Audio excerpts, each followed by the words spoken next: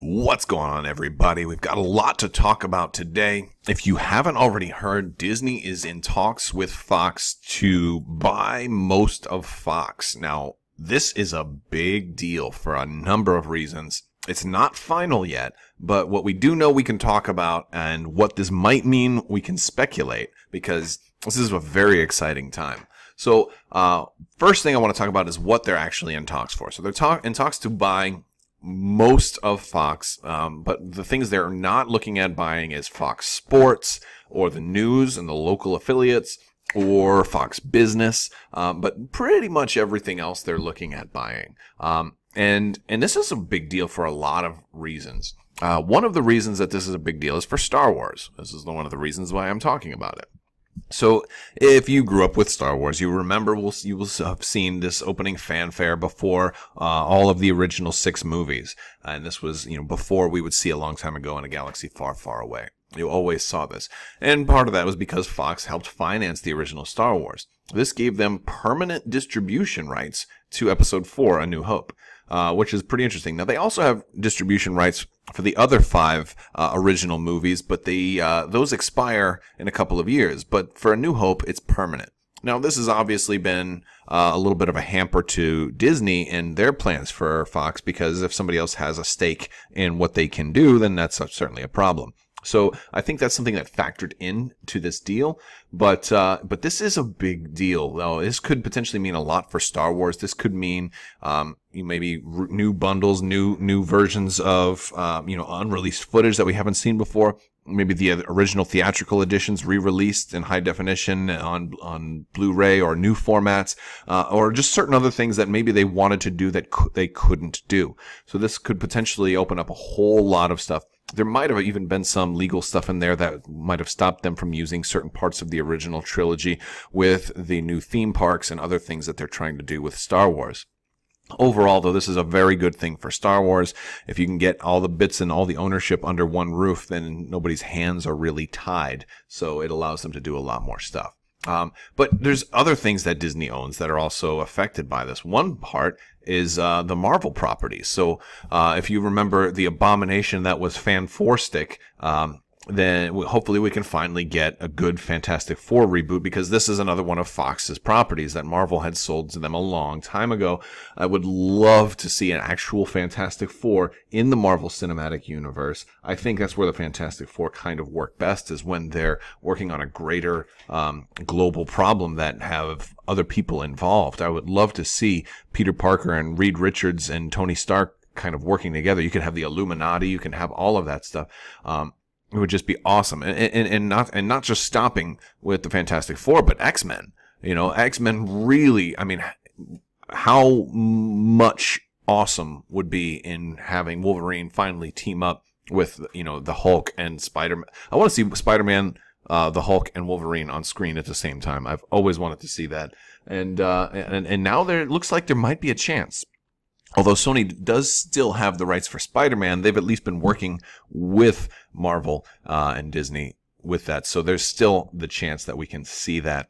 And, of course, also you have Deadpool. He's, still in the X-Men universe, but this kind of remains one of those. I wonder how Disney's going to feel about Deadpool. Will they take him in a different direction? Or will they make him more lighthearted? He can still be fun without having to be quite so profane, but with the success of Deadpool and the way he was, I don't know if they'll be looking to change too much. I think Deadpool will actually be an excuse for them to break the fourth wall at times if they want to make some kind of changes to existing IPs, and maybe Deadpool gets a hold of a reality gem and just decides to go crazy. Speaking of the gems, there's not enough time left for them to do anything with the Infinity Gauntlet movie. That is just not going to be able to really be impacted by any new properties or rights that they gain from this. Unless they prematurely filmed stuff and we're just waiting to, give it the seal of approval. I think at best case scenario, keep in mind these talks aren't even complete yet. Best case scenario, we might get a little teaser and a post-credits scene that having something to do with the Fantastic Four or the X-Men or one of the properties that Fox has that is now reverting back to Marvel. Would be just amazing. But again, and the more I talk about it, the more my hopes get up. But I think there is still plenty of time for the sequel to Infinity War, which or for Infinity Gauntlet. But they haven't officially announced the name of that. But basically, it's going to be another Infinity movie, Infinity Gauntlet Part 2, basically. There's enough time for them to incorporate that somehow, which I think would be really, really cool. I mean, you could see Silver Surfer here. You could see all of this stuff. And it would just be great. And eventually we could even see maybe an Avengers versus X-Men. There's so many different story arcs now that they can do if they have everything under one roof. I am just so hyped for this. And it's, the X-Men were always my original. As a kid, the X-Men were my favorite. If you've seen that 1990s X-Men cartoon, you may have grown up with it, or maybe you've seen it on Netflix, but I grew up with that, and that was my first kind of introduction into the 90s X-Men, and I would love to get that back, and have them at the forefront, and have, because I was never a big fan of the Avengers until, until like 2005, I just wasn't. But this is also really, really good for Disney's streaming service. So, Disney had announced a few months ago that they're going to be pulling all of their shows and movies off of Netflix and all the other streaming services because they're going to be launching their own. Well, now, since they've got Fox and everything else since they're getting Fox, that's also going to give them access to different, catalogs of movies and stuff like FX and different things like that. They're going to have so much more that they can put on the service now, plus the rights to make all new stuff. This is just incredible. And the biggest thing the biggest long shot, I think the biggest thing really is it's a toss-up between what this could mean for Star Wars or what it absolutely could mean for the Marvel Cinematic Universe. The Cinematic Universe might be more widely impacted by this, but I think my biggest long shot here is that they'll be able to reboot Firefly.